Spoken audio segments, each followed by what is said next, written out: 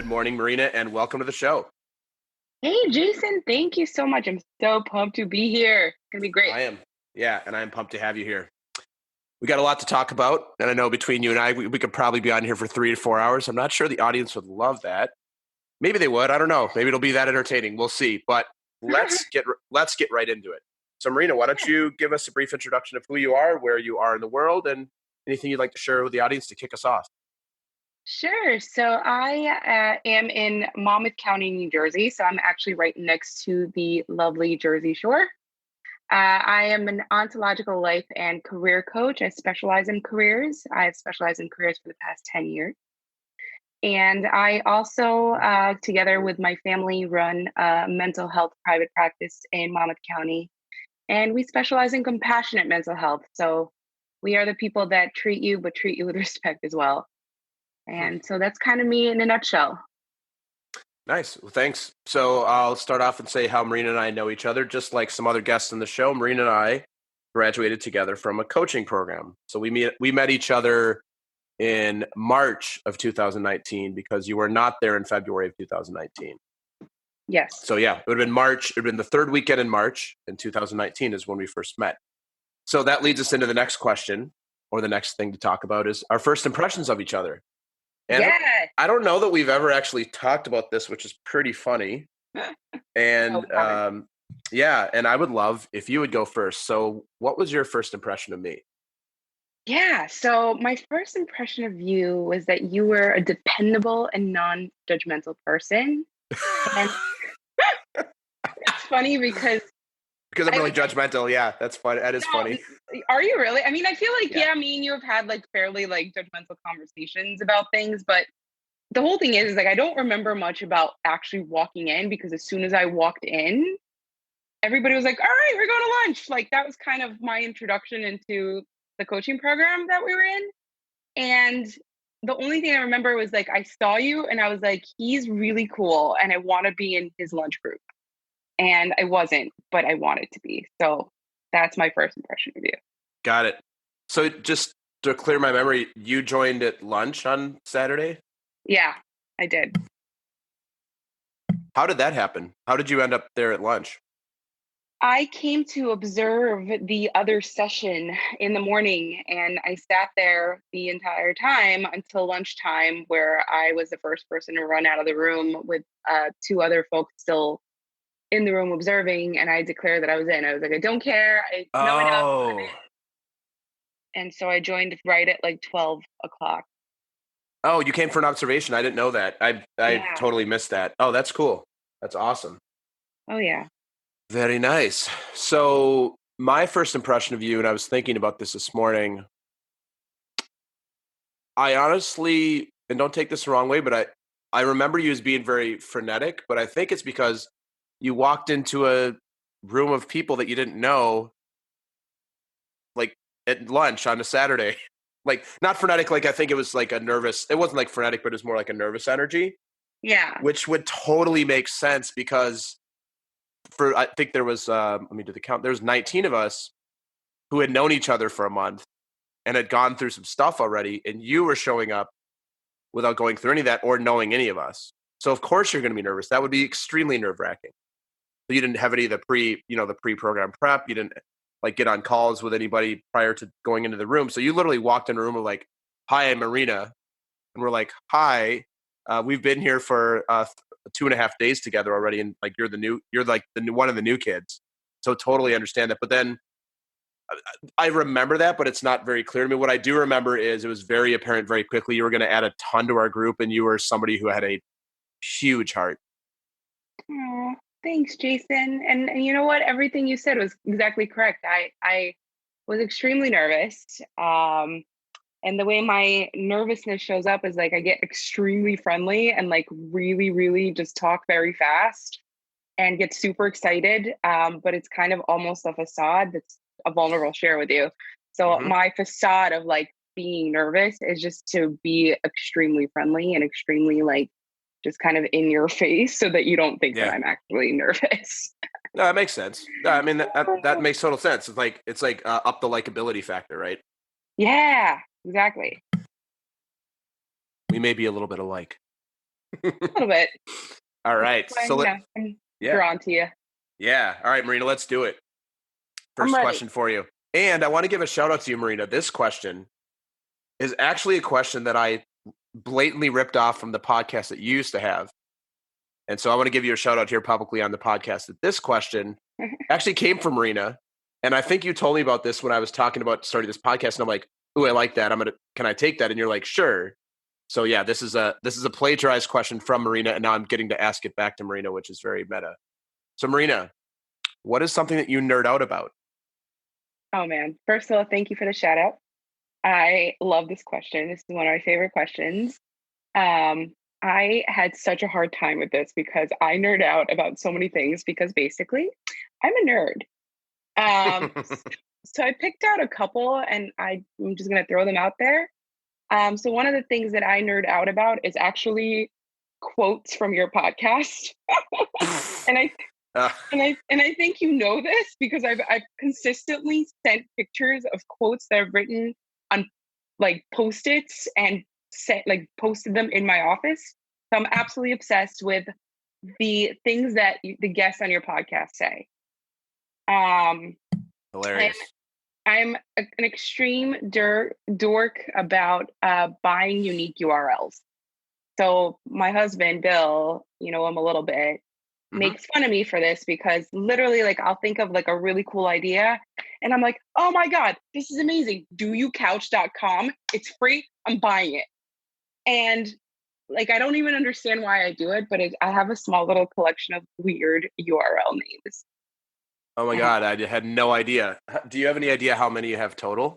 Yeah, I probably have about 40 to 50 URLs. Oh my God. Have you ever paid more than $12.99 for one of them? No, I actually pay less than $12.99 for them, but yeah. Oh, so you're never bidding on anything that anybody else ever wants. Oh God, no. I actually have a lot of my names up for bidding so that people could potentially buy them, but apparently they're not very much as needed as I thought they were going to be. But I personally think I have like some really cool names, but apparently nobody else does. It sounds like go ahead. Go ahead. I was just gonna say, it sounds like your retirement strategy might not be working perfectly quite yet. That's so funny. It's funny. The only name that anybody ever has wanted to buy, and I've been approached about this so many times, is my family's company's name. And it's like never going to happen. It is going to be trademarked by the end of this year. It's not a name that I'm willing to even remotely like consider selling. And it's the only one that people really, really want to purchase. I'm a big believer, Marina. I'm going to challenge you on that. I'm a big believer that everybody's got a price. I'll bet you for the right price, you'd be willing to part with that name. I don't know. I mean, I've got delusions, man. I've got delusions of grandeur. So like, I think I can make this name a household name and I could like brand it out to everyone. With the name Jersey in the beginning of this name, I have like these great and big ideas. So maybe, I mean, it depends. It depends on how many zeros we're talking about. Yeah, exactly. So in other words, you do have a price. Maybe. I'd consider it for the right amount of zeros. Consider. Yeah. Nice. What's your favorite URL that you own? Oh my goodness. I think my favorite URL that I own, there's two. The first one is doyoucouch.com. And I think that a furniture company needs to buy it and create an advertising campaign around couching as a verb. Because like when you couch, like when you're chilling on a really comfy couch, you're couching. Like you're not just sitting on a couch, you are couching. It envelops you. It's great. So that's my first favorite URL. And my second favorite URL is actually unsafedate.com. Unsafe date? Yes. I like that. Okay. Tell me more. When I thought about it, I thought of like going on a really, really crappy date and going with someone that just seemed off in some sort of way or was trying to hurt you in some sort of way, but you got away and like everything's fine. I thought of that as a website to report dates like that. Okay. And that's your favorite? That's one of your favorite URLs? Those two are my favorite URLs. That's cool. Yeah. Very nice. Well, thanks for sharing all of that. And I Oh, learned something really interesting about you. And I'll come to you when I have some weird URLs that I want to buy. You can advise me okay, on how cool. to do that. If I ever get to the point where I want to do that, which I currently don't. So maybe we will never do business in that way. That's okay. Oh no. I have a better retirement strategy though. So Exactly. Exactly. So Marina, what's something that's inside of your comfort zone that might be outside of somebody else's comfort zone? that's a really awesome question, and thank you for asking it. Something that's inside my comfort zone that I feel is super outside of a lot of folks' comfort zones is I actually like to speak to angry people Oh, because wow. I have this gift. I find it to be a gift. I am able to deflate super angry people. And usually when they like are at the end of their conversation with me, they're either like happy or they just are super nice to me. So that's kind of my quote unquote comfort inside my comfort zone superpower. Hmm. I deflate That's angry awesome. people. Yeah, that's amazing. That is such a tremendous skill to have. So would you be willing to give myself and the audience any tips or tricks or, ways that you go about doing that? Sure. I mean, I could try. I definitely could try. So, and thank you for saying that it's awesome. I think it's awesome as well. Um, so one of the things that I do is I try to read people as much as possible. One of the things that I feel always works when people are upset is to just give them a little compliment. And also to just say, like, listen, thank you for your concern. I really appreciate that. Because most of the time, people are angry about something. People aren't just angry, they need something. They either want something or they need something, which I actually found this year to be a big difference. So I simply A, compliment them. B, I'm never mean. I'm never, angry and back to them. And three, I simply try to figure out what it is that they need from me in this moment. Because sometimes I can't fix the situation at hand because it's not a situation that I can physically do anything about. But I can simply ask them, like, what do you need so that you can feel better?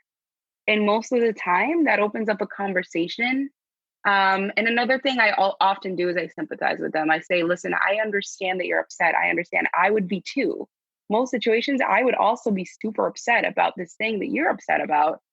But let's try to fix it together. Let's be partners and let's figure out how we can together make a difference for you so that you're no longer in the state that you're in. And it usually works. Makes Yeah, me that's happy. so not how most people deal with upset people. They usually get defensive. And Yeah. by most people, I mean myself as well. They get defensive, defend, convince, downplay what other people are feeling. That's great. Do you ever think that that superpower can also create problems for you? Yes. 100%. I think that, and this is something that I believe me and you have spoken about fairly extensively, but um, it gets to a point where I become a pushover. And Mm, that okay. definitely happens sometimes. 100%. I mean, I'm working on myself. I'm a constant work in progress. And, as you know, and as you've had as well, I've had a pretty big, personal development journey over the past year. So not as much, but definitely still remnants of that. And, we're as people always works in progress and never perfect. And for sure, being able to deflate angry people could mean that they kind of, as my mom says, they sit on your shoulders and they control the situation. Yeah, that's awesome. Now the reverse, Marina. What's something that is outside your comfort zone that might be inside of somebody else's? I am being super vulnerable with you and your audience today. Hmm. Um, Something that's outside of my comfort zone. There's two things. So, first is height. Anything that's height and speed related, like roller coasters, bungee jumping, not happening. But the biggest thing, and I've really given this a thought, um, that's outside of my comfort zone, and it's definitely inside of yours. So we've talked about this. Yeah. Talking to people about money and specifically about how much my services cost is the scariest thing in the world to me. And I'm still trying to figure out why. I'm still working on that. I have a very weird relationship with money, and you know that. We've spoken about that as well. But yeah, talking about money and how much I cost is definitely outside of my comfort zone. Yeah. Here. Yeah. So I have no problem sharing what my services cost. I don't like talking about money either. I actually talked about this in my episode with Barbara Churchill, because, which I think you'd actually listen to. She's from Minnesota as well. And in Minnesota, like in the Midwest, you don't talk about money. Like, at least, coming out here to the East Coast 15 years ago, people are like, oh, I made this much last year. Here's how much these things cost. In the Midwest, like I don't ever remember growing up where anybody talked about that, including inside of your own family. Like, we never talked about how much things cost, or what, house payments were, any of that. And then you come out here to the East Coast where it's pretty normal. So I am comfortable with the value that I provide. I'm comfortable sharing with people like, oh, it costs this much to work with me. But I'm not really comfortable with talking about money besides that either, which is also really funny because I worked for a long time in sales, which at some point you have to talk about money. But I think it's different. It's different when you're selling yourself, and like what people buy from you and I, at least in our coaching practice, they're just buying our time, our energy, our expertise, our training, all the things that we bring, but we don't have a product to sell. We don't have anything physical. So it's just like, this is what it costs to spend time with Marina, and you're going to get a ton of value for it. But it's different than, hey, I'm going to buy a TV, or I'm going to go to a mental health clinic and mental wellness clinic, and I'm going to get something that insurance pays for. It's just a very different paradigm that I'm still getting used to as well. Yeah, it's super interesting. And it's interesting to me also is like, if I was selling your services, there would be no problems. I'd be like, oh my God, you don't understand. Jason is an amazing coach, and he's going to change your life. And it doesn't even matter how much he costs, because you're going to make all that money back and more. And I'd have no problem like tooting your horn to the point where like there would be no other opportunity for them. Like, they'd have to buy your services. But it's just a matter of like selling those services when I'm at the receiving end of the money. Like, I feel like I'm almost like, I don't deserve it. Well, I am not a licensed therapist, but that sounds like something that you could talk to a therapist about. I talk to one every week. Part of my self-care journey. I'll bring it up to her. She'll probably be listening. You know me, Jason. I promote this. Oh, absolutely. Yeah, she'll be listening. Hi, Marina's therapist. Hi, Lauren.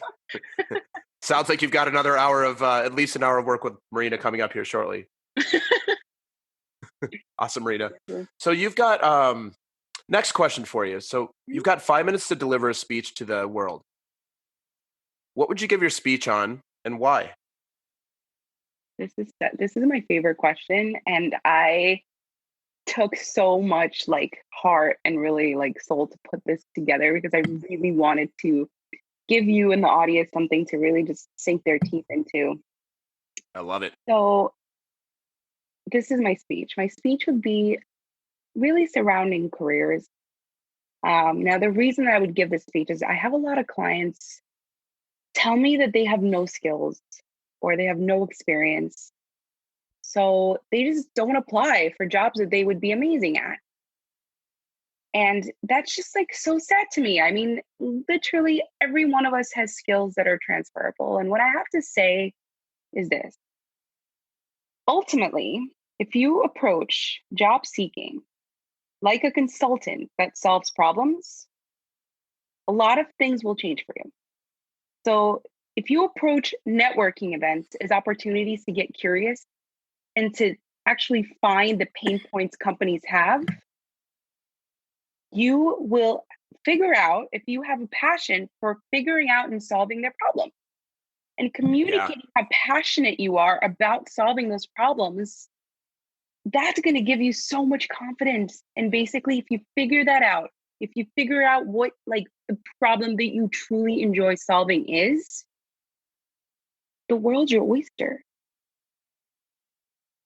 That's basically it.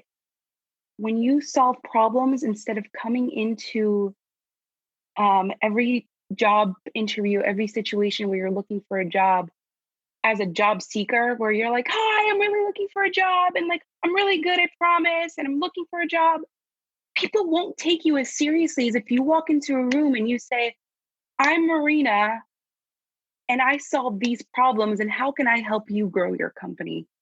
I'm a consultant at that point. I am not a beggar of a job. I am a solver of problems. And so if you see that and you find yourself solving, similar problems every time, it doesn't matter what career you're in. The career doesn't matter. It's a matter of your skills. And so just replicating those skills, replicating those solutions in different career paths, what's going to happen is you're just going to become confident in yourself and believe in yourself. And seeing people work with me and believe in themselves for the first time is literally the coolest thing in the world. Yeah, I love that. I'm thinking about, I have a couple of follow-up questions to that. Sure.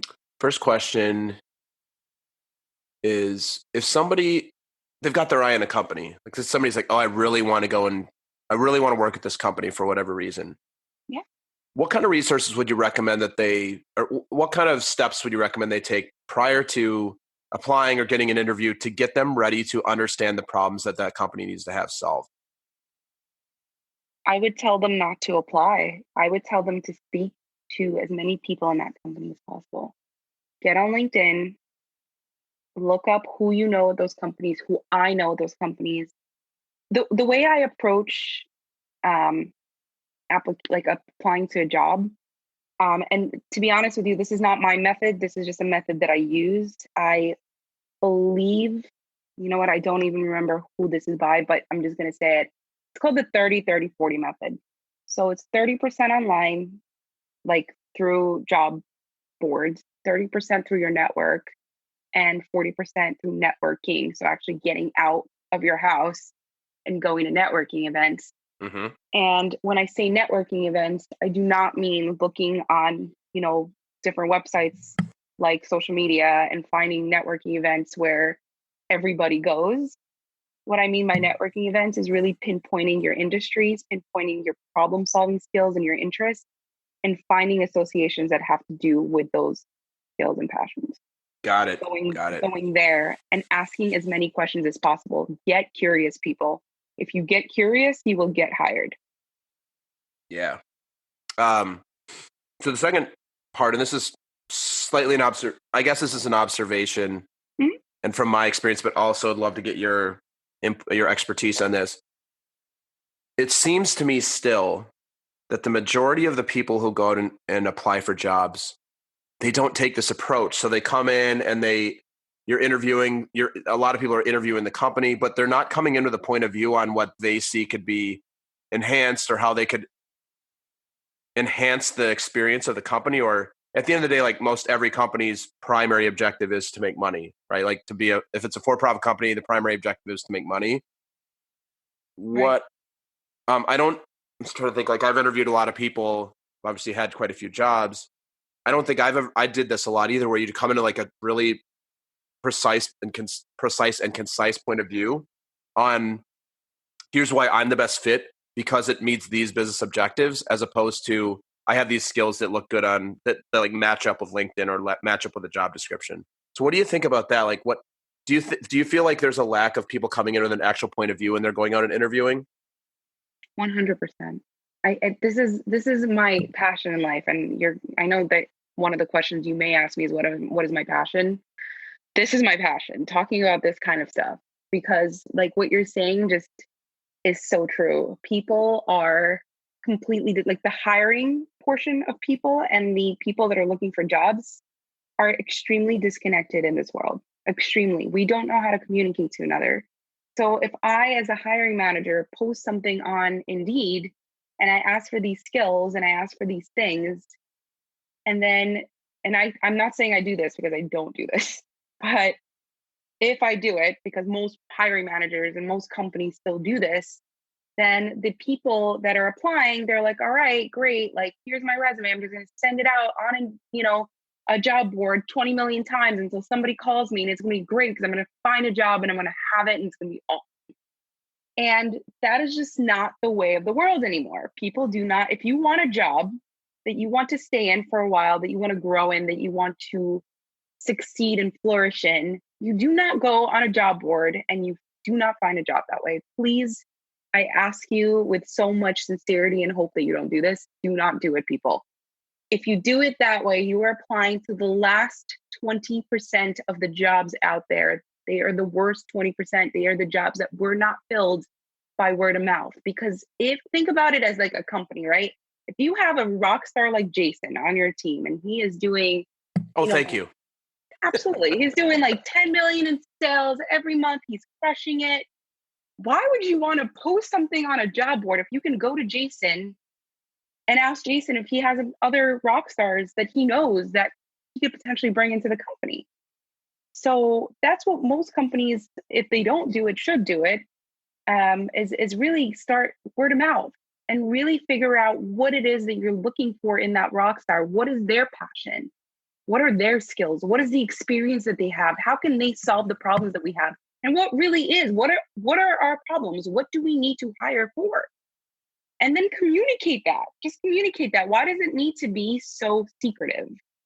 Like, these are our problems. This is why we're hiring. And this is what we need you to solve. And so if a person, again, is coming into that interview as a consultant, not as a job seeker begging you for a job, but really is there to solve your problem, wouldn't that be better for everyone involved, whether it is an executive assistant or a sales guy or a person that's busting your tables? Wouldn't it be better for everyone if we, as the hiring manager, knew what our problem was, knew what we needed to solve it, and we found the candidate that could solve it in the best way possible? Like, wouldn't that all be just amazing? That's awesome. I love that. Well, I hope everybody listening to this episode takes that to heart, because you are definitely an expert in this space. And I know you also interview a ton of people for Jersey Medical Care. I do. Yeah. I interview a lot. And what's interesting is that the folks that I hired, both of them, one was not even an interview. She showed up in like jeans and a sweatshirt and was like, "Hi, somebody told me you were looking for me." And I'm like, "Yes, hired." But I mean, I had a conversation with her. But the other person, I mean, I felt like I knew her for so long. And instead of saying like all the things, correctly as far as how she'd be as a provider, she told me her plans, and she told me about how she wants to grow and wants to be more so a partner than just a provider of sorts. And that is what I hire for. I mean, I hire for a personality, because that can't be any other way. Like, if you hire a person that's super skilled but has no personality, that's not a thing. And then I hire for like what your goals are, like really, truly, what do you want to accomplish? And how does that jive with what my goals are, what the company's goals are? The rest you can train and teach and really communicate. But what's important is really, how do you jive with the person, especially with a small business?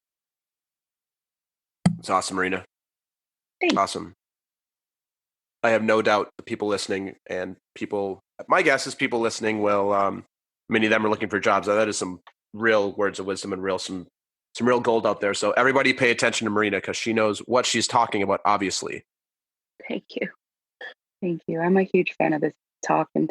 I could talk about it for hours and never get tired, but most people will. So if you want to talk about it, hit me up. I'll bet you anybody who's actively in the job market would be happy to talk about it for a long time with you.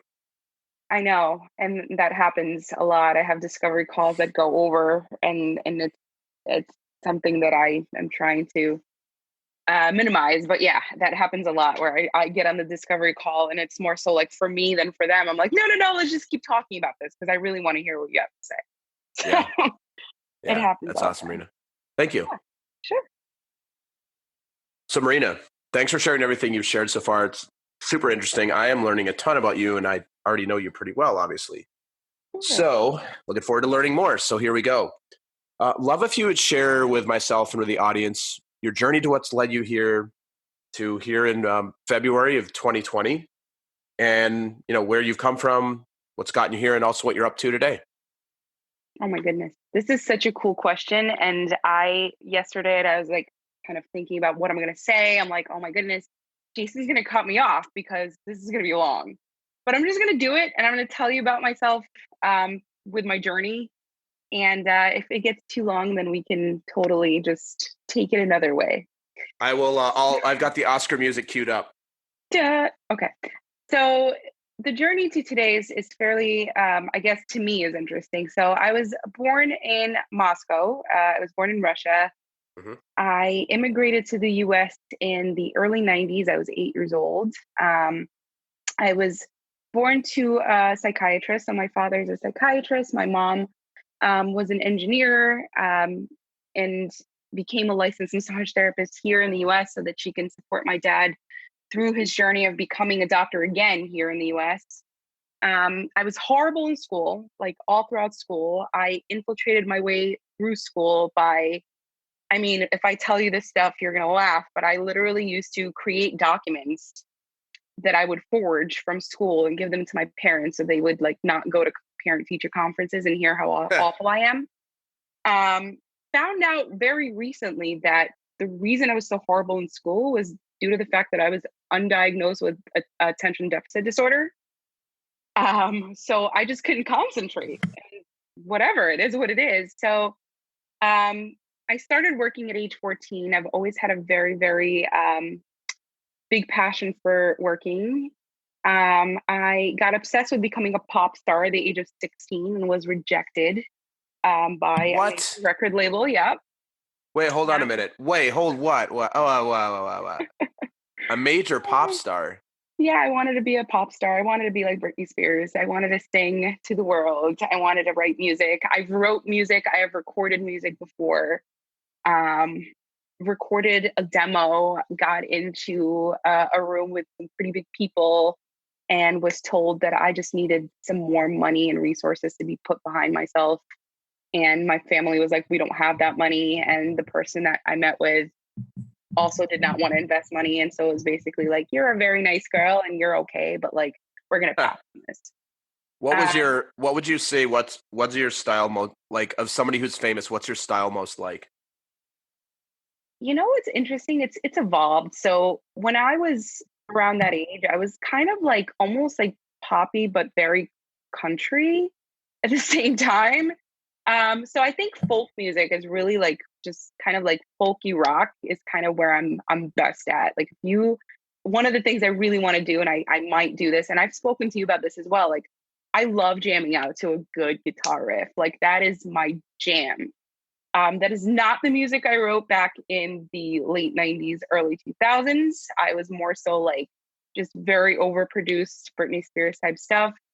Um, but other than that, right now, like I would love to just have a guitarist friend that I meet up with once a month or once a week and just write music, not for any other reason, but the fact that I just really love poetry and love writing and just really want to do something like that. And I know me and you have talked about it a couple of times because Yeah, you're, a guitarist and you play guitar. It just hasn't happened yet, but it will, Jason. It will. of course it will. That's a promise. Done. So yeah, so I was rejected and I kind of took it as a sign and I was just like, you know what, you'll see me again. It'll be great. So I ended up interning and being mentored by the Wu-Tang Clan and specifically their VP of music. What? Hold on. Yeah. I was a big Wu-Tang fan growing up. I was not a big Wu-Tang fan growing up. That whole gig kind of fell into my lap due to my writing and due to my knowledge of how to deflate angry people. I used to be in club promotions here in New Jersey, and we actually used to, the promoter and I and a whole bunch of other people used to do hip hop showcases out here in central New Jersey. And Wu-Tang was gearing up and doing a Latin album. And so they had Wu-Tang Latino, and I booked one of or two of their acts for the showcase and booked them for the wrong date. And so they had gotten tickets to fly out here, hotel rooms, everything. And I had to write them a very, very nice email and let them know, hey guys, I'm so sorry, but I booked you for the wrong date. And it was really interesting. When they read my email, they were like, we have never in a million years read a letter or an email as eloquently as yours. And this was like me, 21 years old or 22 years old. And they were like, we're looking for someone to do some interning for us, to do some writing for us, to do some writing and press releases. We'll teach you how to do it. do you want to join us? And I was like, yeah, like you guys have a really big name. I don't know who you are. I don't know any other songs, but Cash Rules Everything Around Me, but I'm so in. And I was so in for a couple of years, and it was great. And Ray, who's the VP of music, is still a friend, and I'm actually very, very good friends with someone he still mentors and still works with. So, I'm not as connected anymore, but I did get to go to Riz's house. I got to see him. Oh, you did? Yes. That's he has awesome. a house in New Jersey. I got to see him produce. I have a picture that I snuck from behind him that I still have on my phone somewhere, where he's just chilling, I had in his basement studio, like a huge studio in his New Jersey house, producing some European guy that was in the booth. And I was like super just fangirling, like standing behind Rizzo, like, I cannot believe I'm here. I'm 24 years old. I just can't believe I got here. And it was a really, really cool thing. But I left because I just realized that I no longer wanted to work in music. I felt that it was really hardcore, and I felt like it didn't pay me enough. And Marina back in the day used to give up on things very easily. Mm-hmm. So it just kind of was something that I gave up on, to be honest. And I'm glad I did. I began at the age of like 23, 24, writing resumes for people because I was really good at writing them for myself and just like getting jobs that I wanted. And what turned things around was this one phone call that I made to Turner. Turner is the owner of CNN, a whole bunch of comic companies and really cool things like that. I had a friend who worked at CNN, and she's like, you don't understand, Marina, like this is the most amazing job in the world. And if you and your best friend, our best friend, Leah, if you can get her a job there, like this is going to be great.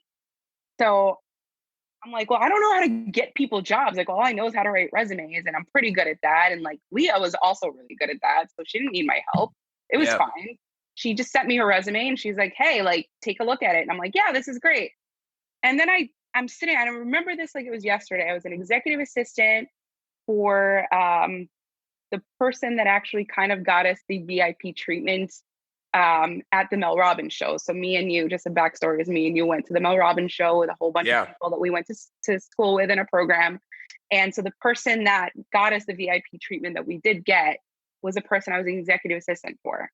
And I remember sitting at my desk, she's not there, and I'm on the phone with Leah, and I go, you don't understand. I think I have this really crazy idea. Just go with it. And she's like, okay. So I'm like, I'm going to hang up the phone. I'm going to call Turner and I'm going to get you an interview. Watch me. So I hang up the phone and I call Turner. And of course I get the switchboard, and the switchboard operator is like, well, how can I help? And I'm like, hi, my name's Leah.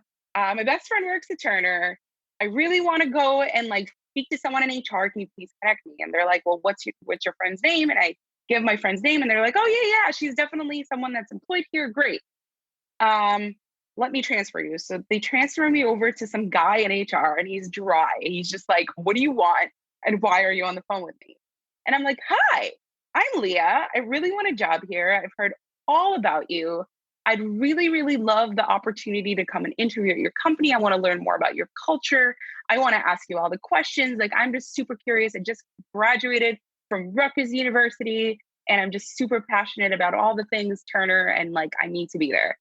And the guy's like, you know what? I'm in a good mood. I just had lunch. You're going to come in tomorrow and interview with me. You're going to meet with me tomorrow. And I was like, no freaking way. Like, I just really did this.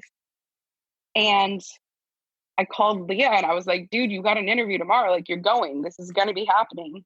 And that was kind of my first almost like entrance into like what today is the career coach that I am. Yeah. I kind of just started cold calling people and realized that if you don't ask, the answer is always no.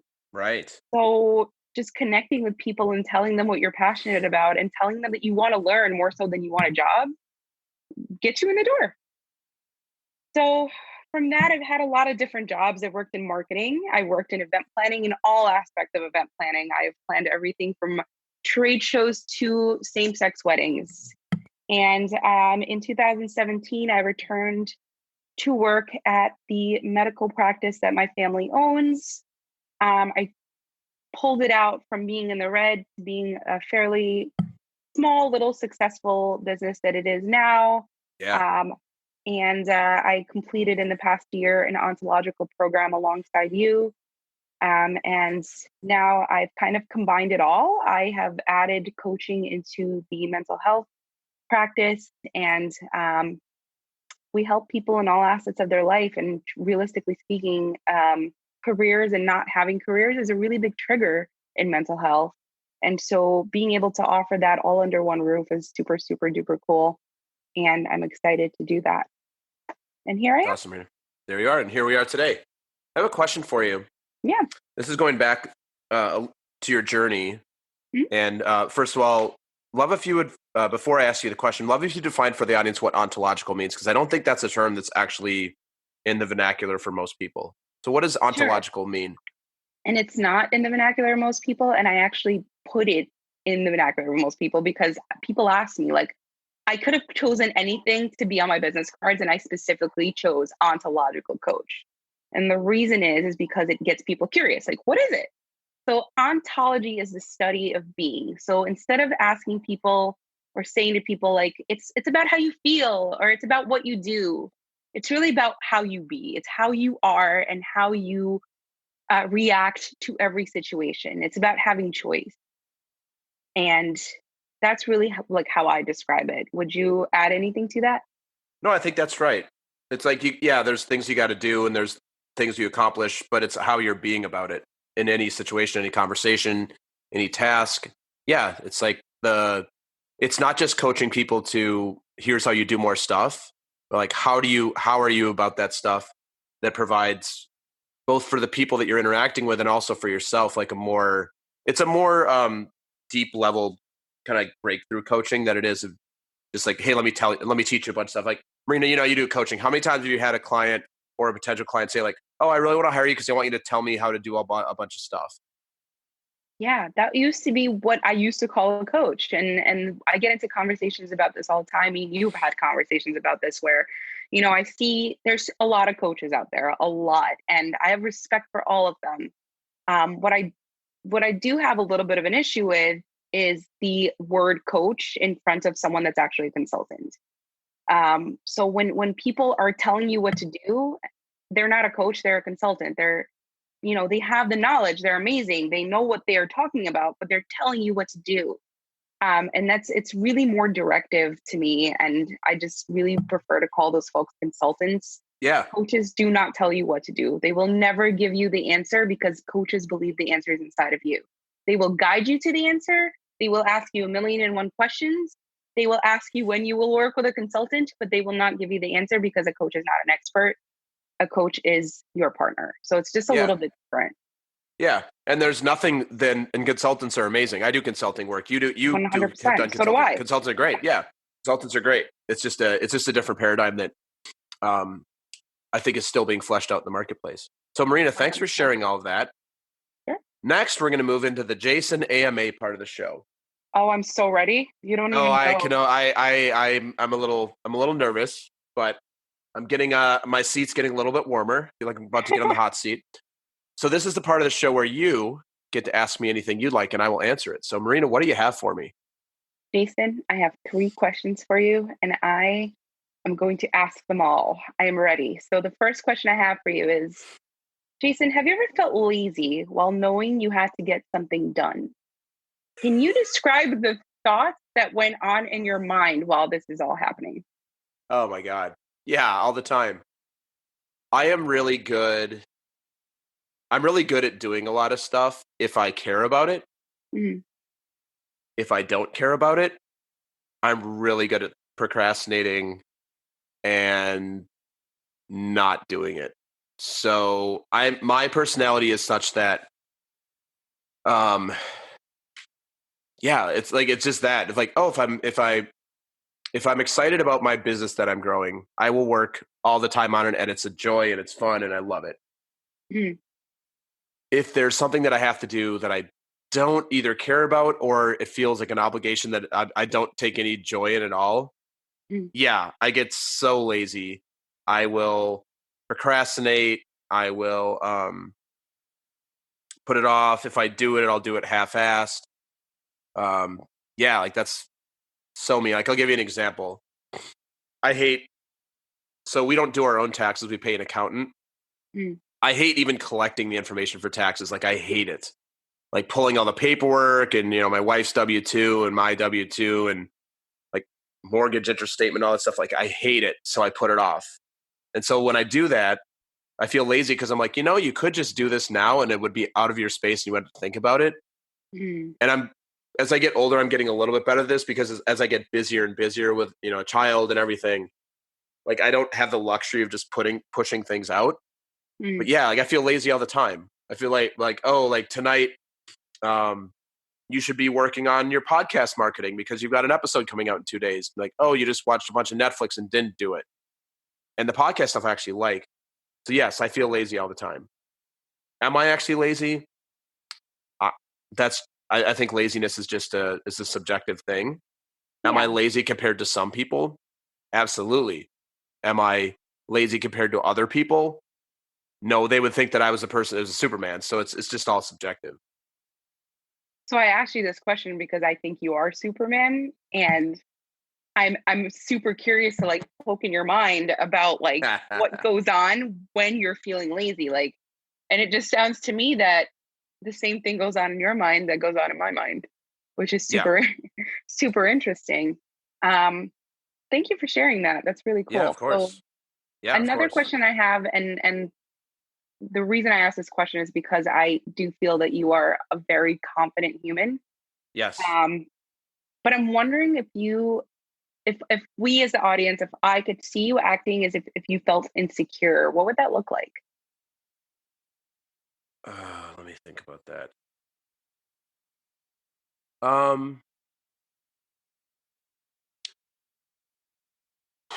Yeah, this is a good question. I actually talked to Michael Hudson about this in episode 4. And I love that episode. Yeah, A lot. right. So if you remember the question about what were your first impressions of each other, Yes. do you remember what he said about me? I don't. I do and I don't. Because I listen to all of them as soon as they come out because I'm absolutely obsessed with this podcast. Fangirl. And I'm literally like the #1 fan of talking to cool people, just so everybody knows. I feel like he said something about you kind of observing and not like almost being in the room, like you not participating, you kind of being to the side. Am I off on that, or is that exactly what happened? Yeah, that's not what he said. It was okay. What did he say? Not to disagree with you, but that's actually not what he said. That I don't remember. So I think this is a really great question that I've never really thought about, but he said that I was really intense. And for people who know me in my normal life, I think they would say I'm probably intense and that I have a ton of energy, but I'm not intense in terms of like serious at all. Like I am all about fun all the time. At least I try to be. Like that's the thing I'm really committed to. So reflecting on your question, I think if I'm really in a position where I'm not feeling confident, I get really serious because that's not my natural mode is not serious. And you may have never really seen me in this mode, like truly in this mode. And I think a lot of this comes from spending a long time in corporate and like high intensity, high energy, high stress sales environments where you just have to like, I look back at this now and this is not true, but I had a story in my head. And I think a lot of people that do like work in corporate environments or do consulting kind of work inside of management structures. And then you go out and kind of branch out into what you're meant to do. Like our friend Casey, for example, is like this, you can't have both. You can't be authentic and fun and do a good job as a serious business person, which is just categorically false. But it's a story that I had for a long time because I didn't have any data the other way. So yeah, I think for me, if I'm really serious, that's when I'm probably actually not feeling I'm feeling insecure. That's so interesting. Thank you for sharing that. Yeah, of course. Wow. Like I just realized something about myself as you were talking, and I've had this realization before, but it's like so prominent now. When I felt insecure in the past, like before the program that we finished, I used to be super serious to a point where I would want people to think that I am a complete bitch, so that people didn't talk to me because my insecurity came from not knowing everything. And so if I was in a room full of like people that just knew a ton of stuff, I would be completely just like shut off and have like resting bitch face on so that people do not approach me or ask me questions so that I don't look like someone that doesn't know something. Yeah, which that's so funny because you're so not a bitch. Like you're just not. No, like I've not. never seen you in that mode. You're like the nicest, kindest, like huge heart, super fan. So it's so interesting. Thank you. Yeah, it's funny. Like I definitely get, whiny sometimes. But I'm definitely like, I don't aim to be someone that's bitchy at all. I definitely, it tends to come out sometimes, but as soon as it comes out, I'm just like, oh my goodness, I realize this, I know what happened, and I'm sorry. But It's interesting that you also just act super serious. Okay, I have a very, this is literally probably one of the coolest questions that I've ever asked you, and I cannot wait to hear the answer because I truly don't know. Yeah. Based on your past experience, the skills that you have, and the passions that you have, what problems are you passionate about solving in this world? That's easy. I am passionate about solving the problem that most people don't think what they actually can do is possible. It's pretty much that simple. The idea, and the reason I'm passionate about this is most people are passionate about ideas is because this is the world I lived in for a long, long time. Of like, it's not possible. You need to do certain things to make a certain amount of money, and anything else besides that equals it's not possible, which is so dumb because you can look around and point at like thousands of people who like living the dream most of the time and making a very good living doing that. So that's what I'm passionate about. That's why I coach, because I want people to experience what I've experienced. Is like, if you have it within you to actually create almost anything you want outside of the circumstances that you have. That's it. That's crazy. I just had a huge breakthrough around that, and I have to share it with you because it's very interesting that you said that. And the audience. Oh, and the audience. Yes, the audience. Wow. Okay. So it seems to me that coaching is guiding people to infiltrate their way through the matrix. Oh, I love the Matrix. It's like the ultimate coaching movie. I know. And we've spoken about this. And I just literally, like, the way I live my life is infiltrate your way through the system, no matter what. Bootstrap and figure it out. That's just right. Figure it out. Just if this way doesn't work, then figure out another way to get to that same point. That's exactly right. Yeah. So it's like just interesting that you just said exactly that. And that just solidified what coaching is to me. Ah, awesome. So cool. Glad I created a breakthrough on the podcast. Heck yeah. I'll send you a bill. All right, cool. I'll pay it. All right. Awesome. You got one more for me? No, these were the three that I really, really wanted to ask you, and like genuinely thought about them and like sat down and really put some heart into this. So I appreciate that you answered them. Awesome. Well, thank you for thank you for asking those, Marina. Those are all very thought-provoking questions that I have never answered here on the show. So thank you very much. Sure thing. And now back to you. What are you passionate about, Marina? I think I touched on this earlier, but my biggest passion in this world is seeing people begin to believe in themselves. So oftentimes I work with people who think they have nothing. They have no chance in a career. They have no shot at having a job of their dreams. And working with them to figure out their skills and their passions and how they can use them in their future, especially in their careers, it every time doubles my heart in size. And seeing their eyes like light up and like having that like breakthrough aha moment, like, of course I can have this. If anyone can have it, I can have it. Them realizing that is so, so cool. That's my passion. That's awesome. I'm picturing the Grinch right now where his heart goes three times the size at the end of the Grinch when he's listening to the Who's in what are they called? Who's in the Whoville? Whatever it is. What's sad? I've never ever watched the Grinch. Ever. Oh, well, my daughter would be happy to watch it with you. She's watched the new one that's the new cartoon that I think it's Benedict Cumberbatch is the narrator. She's watched that one about 50 times. I'm in. Yeah. Movie night and at the Fraz house. The Grinch. There you go. That's awesome. I like it. So Marina, what's the thing that you're most proud of? I am most proud of the rebirth I have experienced in the last year. I believe in myself more than I have ever believed in myself. I feel good about my decisions. And one of the things that's super, super important and that I'm most proud of within this is that I no longer require outside validation for my choices. I'm happy with what I decided. And I also understand now that throughout the decisions, the reason that I'm so confident in decision is that I know that I'm curious now. Like I'm truly curious, and curiosity equals growth for me. Mm-hmm. So just the rebirth that I've experienced, the human that you're speaking to today was not the human you spoke to when you met in March, and was not the person that people know from, the past couple of years. I'm a different person.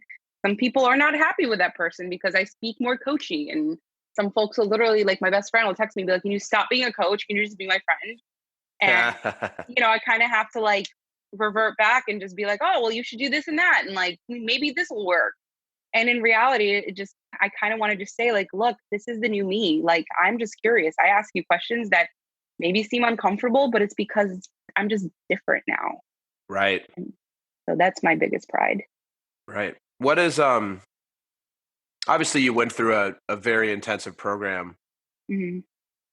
It's not all the program though. It's like a lot of work on yourself too, right? Yes. And what's interesting is that I fought the program and the work for about 8 months out of the 12. I really did. And something clicked inside of me, probably by month 10, where I walked into the room and I told everyone, I am going to make choice my bitch this month. And I remember those words exactly. Like I actually wrote them down. So and good. Then I did. And when I did, I realized that when you make choices, no matter what they are, no matter how small they are, no matter how right or wrong they are, you are going forward. If you are not making a choice, Marina, you are not going forward. Time's still going forward, but you're not going forward. And that is so scary to me, to have time go forward, but you be stagnant. And what I realized, is that a lot of people are there. And I actually at one of my last conversations with my previous coach, I remember crying, and she's like, why are you so upset? And I'm upset. And I told her that I'm upset because I've experienced this rebirth. I've experienced this understanding that you just have to, as a person, make choices in order to like move forward and grow as a human with time. And there's a lot of people that don't do that. Yeah. And they sometimes don't have the opportunity. Yeah. And a lot of times the choice is no.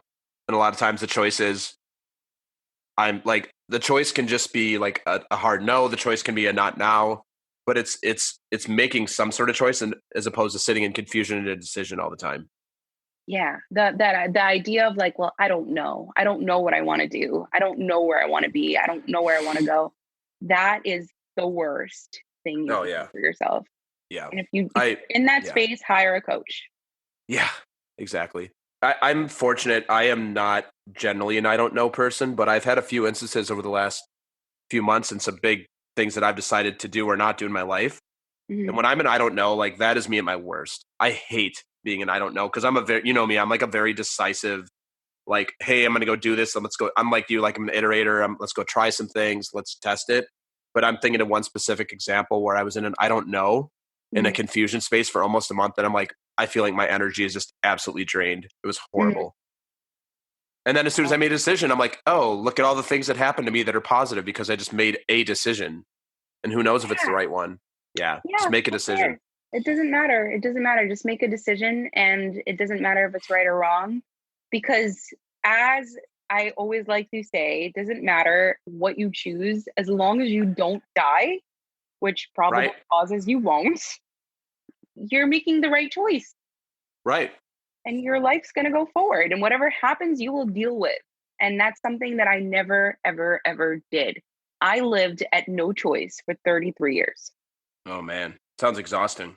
It was. And so can you imagine the liberation that I feel? Oh yeah, no wonder. I mean, that right there is a tremendous transformation. Sure. Thank you. So, a little bit of a vulnerable question here, but I think you'll be up for it. Totally. Marina, what's something that you're afraid might actually be true about you? I also love this question. I love vulnerability. One of the quotes that I've heard recently is perfection doesn't connect us. And so I aim to be as vulnerable as possible with you and with your audience. Hmm. I am terrified to be perceived as lazy. That is something that I have Mm, had on me for a while. I'm terrified that I'm not as hard of a worker as my dad and my brother are. They're both workaholics. They both work immense amounts of hours. And my biggest fear is to not work as hard as them and to be perceived as a lazy person. hmm. And I know it's not real, but it's definitely like if that is one thing that I'm terrified that I actually am, it is lazy for sure. Perfect. You and I share that actually. So, Huh. what do you do to compensate for that? Overwork, stay at work until 11 o'clock at night, which I actually stopped doing as of last week. Um, Self-care, really, just really concentrating on self-care as of lately. And um, and as I said earlier, like I have a therapist that I speak to once a week. I have a coach that I speak to once a week. I create structure in my life. I remind myself that, being lazy is not who you are. You are a workaholic and you deserve time off and you deserve rest. And so there are times like yesterday, I took the day off, kind of took the day off. I worked from home where I Hmm. beat myself up and I got on the phone with my therapist and I'm like, I'm beating myself up right now. I am literally telling myself that I don't deserve this day off. And she kindly reminded me that I spent close to 16-hour days at work fairly recently and that I am not lazy. And so I try to seek little outside validation and I really try to practice as much gratitude and mindfulness and just really just be present to myself and remind myself that I am not lazy. I'm a hard worker and that I am going to change the world in some kind of way because I work hard and I believe in people. Yeah. It's so, what's also the other thing that came up for me as you were saying that is, like some people, this, like, I think you and I have a similar, I'm not call it a work ethic. It's like a similar drive. And because we actually enjoy what we do, where you have people to be like, oh, like, what are you doing to take care of yourself? I'm like, I like working. Like, I love coaching. Hmm. I love doing this podcast. I Hmm. love networking. Like the things that I spend my time doing, I love. So, like, I think the thing that is like, there seems to be judgment like, oh, you're working so much. Yes. And so, like, yeah, spending 16 hours in the office. But if you're really enjoying it and it's fulfilling you and it's creating like something that you want in the future, like, Yeah. yes, of course you've got your fatigue to manage and everything, but there's certain people that like I don't think they really enjoy working, and then there's other people like you and I who are like, I really enjoy the drive and creating a business. Like it's really fun. Like it's okay, guys. Like sometimes people like Marina and I, we like doing this stuff. And if I didn't like doing it, I wouldn't do it. I'd go find something else to do. Yeah, that's exactly it. That's exactly it. I was talking to Bill, my husband, the other day, and I was just like, he was asking me, like, why do you work so hard? And I'm like, so I could retire and spend time with you. And then as I said it, like out loud, I'm like, but wait, I don't want to retire. I want to work. Like, I'm enjoying this. This is so fun to me. It's Yeah. such a fun time, just like building a business and seeing it fall and seeing it rise and having goals and doing all the things, launching new products or having an event on Thursday to launch some cool stuff. And, Yeah. just things like that. Just, I don't know, using all of the skills that I've had in my past from different jobs and just creating a business and not knowing a thing is awesome. Yeah. That's awesome, Marina. Well, we're going to wrap up in a few minutes, and I want to thank you Sure. for being on today. And I will thank you again at the end of the show. I do have a couple more questions for you if you have time for it. I have time. I'm so excited for all the questions. I love talking. You know this. Yes. So I think you'll like this question then. Is there anything else that's come up for you today throughout our episode? Either that said to you, that you've said to me, that's popped up in your head that at this point you'd like to share with the audience as we start to wrap up? Yes, I have a thing. I wrote it down. If you're listening to this, and if you're currently avoiding doing the thing you're telling yourself you aren't qualified for, I challenge you. I challenge you to tell yourself a story of what problems you solve and how those skills can transfer. Most importantly, write down what you've achieved so far. Big or small, just write it down. If you write it down, you're going to see how much you have accomplished. It could be big, it could be small, and celebrate yourself. If you're not going to celebrate and love yourself, how can you teach others to? Mm-hmm. That is my biggest message to folks today. Just literally write it down, get out a pen, do as much writing as possible about yourself, about how you feel, about what you can solve, and about what you've achieved so far. Nice. Thanks, Marina. Sure. Where can the audience find you? And ma'am, maybe not your home address. Like, if you want to, you can, but we don't. Or That's so funny. You were like, please don't give them your home address because you really love people, and I know that you probably want to. You probably be like, hey, come by for some. I make really good baked goods. Like, come by for some baked goods in Monmouth County. I know. I really love cooking for people. You can find me on Instagram. So I'm at Marina Plantz, Plantz on Instagram. You can also find me on Facebook. Add me, be my friend. I'm happy to be your friend.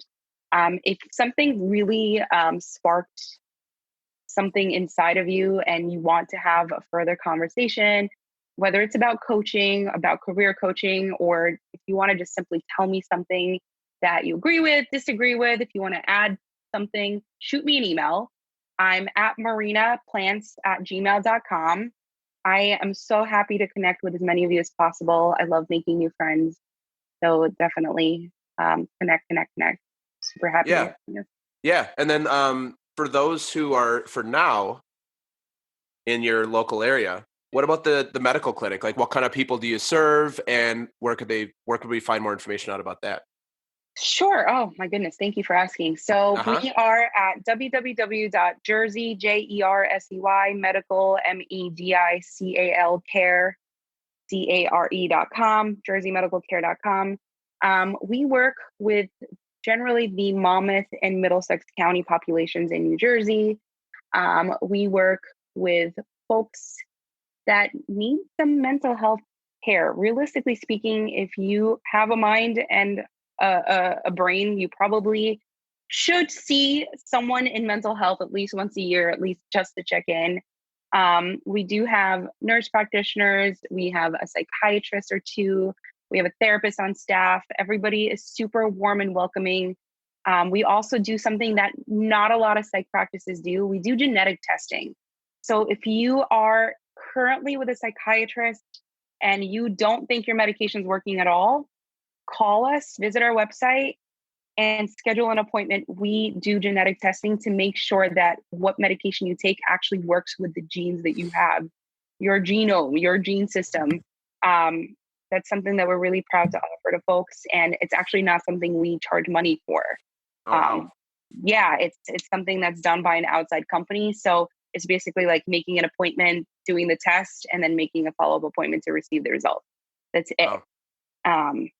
So yeah, absolutely. If you're in New Jersey and you're looking for a psychiatrist, for a therapist, for a coach, for any kind of mental health help, whether it's ADHD, depression, anxiety, we are here to serve and help you. It's awesome. I had no idea that you guys offered that. That's cool. I didn't know that was a thing. It's so a thing, and nobody knows about it. And that's why I wanted to share it, because it is awesome and it saves lives and a lot of money. Very cool. Well, Marina, wrapping up for today. Sure. Love, you know how we're going to end the episode. So I do. I'm ready. I know you're ready. The words of wisdom, the tidbit at the end that people can take on their Post-it, or they can throw on their computer and their Post-it note. It's an Instagram post. What are the words of wisdom you'd like to leave the audience with today? Sure. So this one's my most favorite quote ever. It is said by Laozi, who is a Chinese philosopher. He's actually the one credited with being the founder of Taoism. And the quote is, "The journey of 1,000 miles begins with one step. Oh yeah. I love that. It's my favorite quote. I mean, every quote he has, like I literally just saved 95 quotes by Laozi yesterday because I was so obsessed with reading them. But that is my favorite one of all time. You just have to take a first step. It doesn't have to be pretty. It doesn't have to be big. It just has to be one. Yeah. Awesome, Marina. Thank you so much for being on today. And I look forward to connecting with you soon. I am too. This was amazing. Thank you so much for the time and for holding space. Yep. Take care. You too. Thanks, Jason. Bye. Thanks for listening to another episode of Talking to Cool People with me, Jason Frizzell. Enjoyed today's episode? Please tell your friends, give us a shout out and a follow on Facebook and Instagram, and take a moment to leave us a review on iTunes. If something from this episode has piqued your interest and you'd like to connect about it, please email us at podcast@jasonfrizzell.com. We love hearing from our listeners.